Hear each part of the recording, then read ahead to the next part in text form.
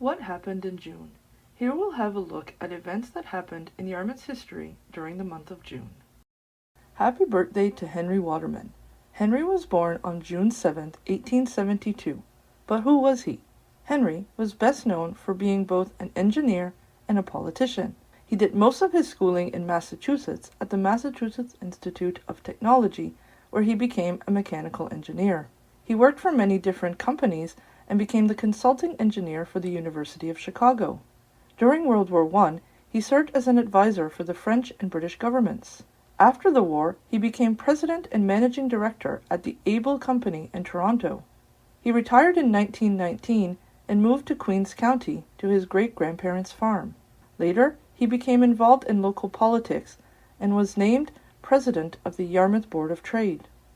He served as mayor of Yarmouth between 1928 and 1929, and from 1938 to 1949 he represented Yarmouth County in the provincial legislature. He passed away on October 25, 1955. Happy birthday to Primrose Pelton Fuller, born June 30, 1903. Primrose was the daughter of Judge Charles and Susan Pelton. She would later become the wife of Alfred Fuller, the founder of the Fuller Brush Company.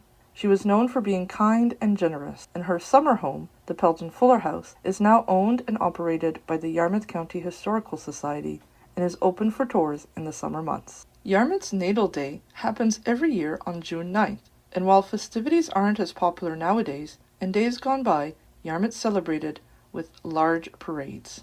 Another time of celebration was on June 28, 1887, when Yarmouth marked Queen Victoria's Golden Jubilee with a festive day of celebrations. Honoring the Queen's 50th year on the throne, Yarmouth celebrated with a parade, a royal salute, sports games, and decorations on many businesses and houses. Yarmouth celebrated again 10 years later for Queen Victoria's 60th Diamond Jubilee, photographed here. In June 1930, Captain Arthur Eugene Gullison was appointed the harbour master for the port of Yarmouth. Captain Gullison was a highly respected citizen of Yarmouth. He was the son of Captain and Mrs. Benjamin Gullison of Beaver River. Captain Gullison spent a large part of his life aboard ships, or near the ocean. He started his career at H&N.B. Lewis. He would then go on to sail on the ships the Otago, the N.B. Lewis, and the Euphemia. He would later become the master of the Bowman B. Law, Yarmouth's first iron vessel. Upon his return from the sea, he re-established the general dealer business of Gullison Brothers, which he owned with his brother, Captain Frank Gullison. Sadly, while Gullison was appointed harbour master, he never actually worked in this position, as he passed away shortly after being appointed, also in the month of June. Did you know that the famous Yarmouth landmark, the Cape for Shoe Lighthouse, was once struck by lightning? On June 22, 1869, the Cape for Shoe Lighthouse was struck by lightning, causing considerable damage to the building. The lighthouse itself shook uncontrollably and several windows were shattered. Luckily, the light itself did not suffer any damage.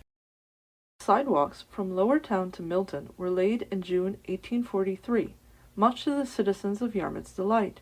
I do wonder, though, how happy everyone was after the first rain, because these sidewalks were made of mud and are described as being a ditch cut between the driveway and the walk for pedestrians. The Metropolitan Store opened its doors on June 5, 1969. This expansion of the Met store was located on Main Street and was constructed by Rodney Contractors. The store had several departments, including departments for shoes, candy, music, gifts, furniture, and clothing. As well, the Yarmouth County Historical Society opened the Yarmouth County Museum on June 9, 1969, at the location that it still stands today, on Collins Street. And Ellenwood Provincial Park opened in June 1969. The park, located 10 miles north of Yarmouth and Deerfield, is still a very popular destination for campers and visitors. The following are advertisements found in the Yarmouth Herald from stores in Yarmouth that were posted in June. Notice the prices. These are just some of the occurrences in Yarmouth history during the month of June. If you'd like to know more about what happened during the month of June, or if you're doing your own research on Yarmouth County, you may make an appointment to visit our archives. Visit our website at yarmouthcountymuseum.ca for full details.